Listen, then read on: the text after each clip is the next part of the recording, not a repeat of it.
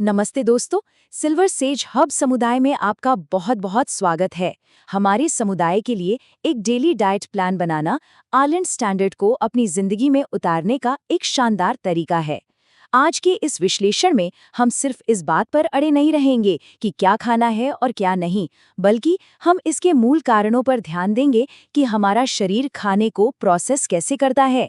इससे हम अपनी आज़ादी और खुशियों से समझौता किए बिना एक बहुत ही आसान और आनंददायक रूटीन बना सकते हैं। और ये सब टिका है हमारे 3 मुख्य स्तंभों पर: विजडम, वाइटैलिटी और कनेक्शन। तो चलिए एक नजर डालते हैं कि आज हम किन बातों पर चर्चा करने वाले हैं। सबसे पहले बात करेंगे विजडम की, यानी द मसल पार्किंग लॉट की। फिर वाइटैलिटी के लिए सुबह की शुरुआत, दोपहर के लिए रेजिस्टेंस स्टार्च हैक और शाम के रेस्टोरेटिव न्यूट्रिशन को देखेंगे। अंत में बात होगी कनेक्शन की, यानी अपनों के लिए समय कैसे निकाला जाए। तो चलिए आगे बढ़ते हैं। शुरुआत करते हैं हमारे पहले पिलर से, जो है विजडम, यानी द मसल पार्किंग लॉट। खाने की थाली में कोई भी बदलाव करने से पहले हमें ये समझना होगा कि उम्र बढ़ने के साथ जो मेटाबॉलिक दिक्कतें आती हैं, उनकी असल जड़ क्या है। यहीं पर एक बहुत ही अहम कॉन्सेप्ट आता है, इंसुलिन रेजिस्टेंस। टाइप 2 डायबिटीज में अक्सर यही सबसे बड़ी समस्या होती है। असल में होता ये है कि हमारी कोशिकाएं यानी सेल्स इंसुलिन के इशारों को समझना बंद कर देती हैं। अब ऐसे में ग्लूकोज सेल्स के अंदर जाने के बजाय हमारे खून में ही घूमता रहता है और वहां जमा होने लगता है। इसे समझने के लिए एक बहुत ही मजेदार तरीका है। अपनी मांसपेशियों को यानी स्केलेटल मसल्स को ब्लड शुगर के लिए एक पार्किंग लॉट मान लीजिए। जब हमारे पास अच्छा खासा मसल मास होता है तो वो 200 गाड़ियों वाले एक बड़े पार्किंग लॉट की तरह काम करता है, जो आसानी से सारी ब्लड शुगर को पार्क कर लेता है। लेकिन उम्र के साथ जैसे जैसे मांसपेशियां कम होती हैं, ये पार्किंग लॉट सिकुड़कर सिर्फ 50 गाड़ियों वाला रह जाता है। और जाहिर है, जब जगह कम होगी तो अतिरिक्त शुगर बाहर ओवरफ्लो होने लगेगी। तो इस सिकुड़े हुए पार्किंग लॉट को फिर से बड़ा कैसे किया जाए? इसका सीधा सा जवाब है, हमें हर दिन लगभग 50 से 60 ग्राम प्रोटीन खाने का लक्ष्य रखना चाहिए। और सबसे अच्छी बात पता है क्या है? इसके लिए हमें अपना मनपसंद खाना छोड़ने की कोई ज़रूरत नहीं है। हम इस प्रोटीन को अपने रोज़मर्रा के पारंपरिक भोजन में बड़े ही चुपके से यानी स्टेल्थ तरीके से शामिल कर सकते हैं। आइए अब अपने दूसरे पिलर पर चलते हैं और देखते हैं कि सुबह के रूटीन से हम वाइटैलिटी यानी अपनी दिन भर की ऊर्जा को कैसे किकस्टार्ट कर सकते हैं। सुबह उठते ही हम में से बहुत से लोगों को चाय या कॉफ़ी चाहिए होती है ना? लेकिन ज़रा इस बेवरेज रूल पर ध्यान दीजिए। चाय और कॉफ़ी में टैनिन नाम का एक तत्व होता है। जब हम नाश्ते के साथ चाय पीते हैं तो ये टैनिन हमारे खाने में मौजूद प्लांट बेस्ड आयरन के साथ चिपक जाते हैं और हमारे शरीर को वो आयरन सोखने ही नहीं देते। ये अवशोषण को 70% तक ब्लॉक कर सकते हैं। इसलिए अपनी सुबह की चाय या कॉफ़ी का आनंद नाश्ते से कम 1 घंटा पहले या 1 घंटा बाद ही लेना चाहिए। अब बात करते हैं नाश्ते की। अपने पारंपरिक नाश्ते को अपग्रेड करना सच में बहुत आसान है। इडली, डोसा या चीला जो भी पसंद हो उसे बेझिझक खाइए। बस बैटर में थोड़ा सा पनीर या टोफू कद्दूकस करके मिला दीजिए या फिर अनफ्लेवर्ड वे या प्लांट प्रोटीन पाउडर का एक स्कूप डाल दीजिए। ये एक छोटा सा बदलाव कार्बोहाइड्रेट के पचने की स्पीड को धीमा कर देता है और हमारी मांसपेशियों को मजबूत बनने के लिए ज़रूरी बिल्डिंग ब्लॉक्स दे देता है। स्वाद वही, फायदे अनेक। और हाँ, जो लोग अंडे खाते हैं उनके लिए तो ये सुबह के लिए किसी जैविक चमत्कार से कम नहीं है। अंडों का प्रोटीन एब्जॉर्प्शन स्कोर बिल्कुल परफेक्ट होता है, मतलब हमारा शरीर इसके 100% प्रोटीन का इस्तेमाल कर लेता है। इन्हें एक बार उबालकर फ्रिज में रख लीजिए और जब मन करे खा लीजिए। और अगर किसी को ये शक है कि ये अंडे फर्टिलाइज्ड होते हैं तो बिल्कुल बेफिक्र रहिए। सुपरमार्केट वाले अंडे पूरी तरह से अनफर्टिलाइज्ड होते हैं। ये सिर्फ मुर्गी के प्राकृतिक चक्र का एक सामान्य हिस्सा है।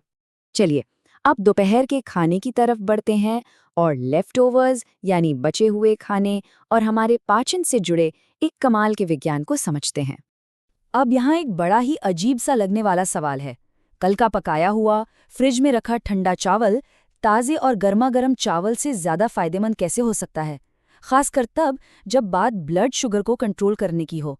सुनने में हमारी पुरानी आदतों के बिल्कुल उलट लगता है ना? लेकिन इसके पीछे एक बहुत बड़ा मेटाबॉलिक राज छुपा है। और वो राज है रेजिस्टेंट स्टार्च। असल में जब हम पके हुए कार्बोहाइड्रेट्स जैसे चावल या आलू को फ्रिज में ठंडा करते हैं तो उनकी रासायनिक बनावट बदल जाती है। वो एक ऐसे रूप में आ जाते हैं जो आसानी से पचता नहीं है। फिर ये एक प्रीबायोटिक फाइबर की तरह काम करते हैं और हमारे पेट के अच्छे बैक्टीरिया को खाना खिलाते हैं।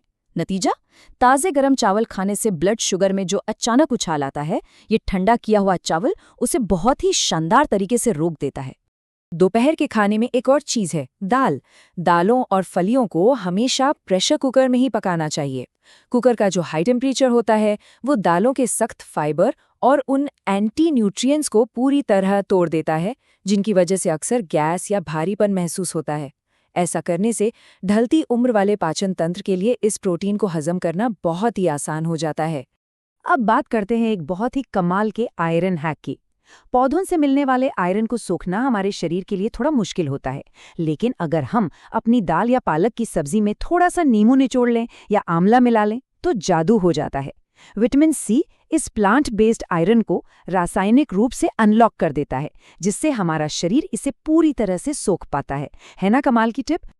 जैसे जैसे शाम ढलती है, रात का खाना हमारे शरीर को फिर से तरोताज़ा करने का यानी रेस्टोरेटिव न्यूट्रिशन का एक बेहतरीन मौका होता है। यहाँ भी हम अपनी स्टेल्थ तकनीक लगा सकते हैं। शाम की सब्जियों में थोड़े सोया चंक्स मिला लीजिए। सूखे सोया चंक्स में लगभग 50% पूर्ण प्रोटीन होता है और इसमें वो सभी ज़रूरी अमीनो एसिड्स होते हैं जो शरीर खुद नहीं बना सकता। या फिर रोटी के लिए आटा गूंथते समय उसमें थोड़ा अनफ्लेवर्ड प्रोटीन पाउडर मिला दीजिए। किसी को स्वाद में फ़र्क भी नहीं पता चलेगा और डाइट में बेहतरीन क्वालिटी का प्रोटीन भी चुपके से शामिल हो जाएगा। और हमारे भारतीय खाने की जान, तड़का। क्या आप जानते हैं कि तड़के के पीछे भी ज़बरदस्त केमिस्ट्री है? मसालों को पानी में उबालने से उनके सारे औषधीय गुण हमें नहीं मिल पाते, लेकिन जब हम गरम तेल या घी में मसालों का तड़का लगाते हैं तो वो तेल एक बेहतरीन सॉल्वेंट की तरह काम करता है। वो मसालों के अंदर से उन फैट सॉल्युबल एंटीऑक्सीडेंट्स को खींचकर बाहर निकाल लाता है, जिन्हें हमारा शरीर बहुत ही आसानी से अपना सकता है। तड़का सिर्फ स्वाद के लिए नहीं, सेहत के लिए भी ज़रूरी है। चलिए, अब अपने आखिरी लेकिन शायद सबसे ज़रूरी पिलर पर आते हैं, कनेक्शन।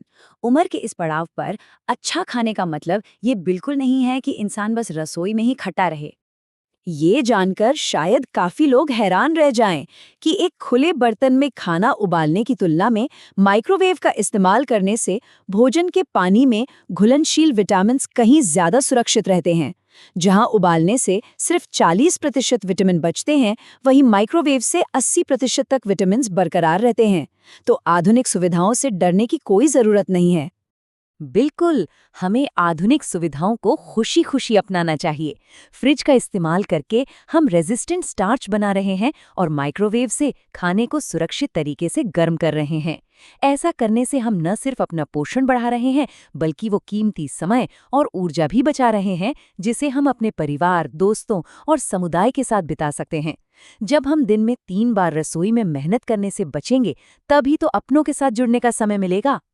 दोस्तों, अपनी बायोलॉजी का एग्जीक्यूटिव मैनेजर बनने का मतलब ही यही है कि हम अपने पसंद के खाने में स्मार्ट और वैज्ञानिक बदलाव करें। तो आज के इस विश्लेषण को खत्म करने से पहले मेरा एक सवाल है, इन वैज्ञानिक बदलावों में से ऐसा कौन सा कदम है जो कल से ही शुरू करना सबसे आसान लगता है?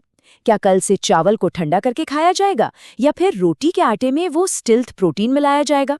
नीचे कमेंट्स में अपना कमिटमेंट हमारे सिल्वर सेज हब समुदाय के साथ जरूर साझा करें। जुड़ने के लिए बहुत बहुत शुक्रिया।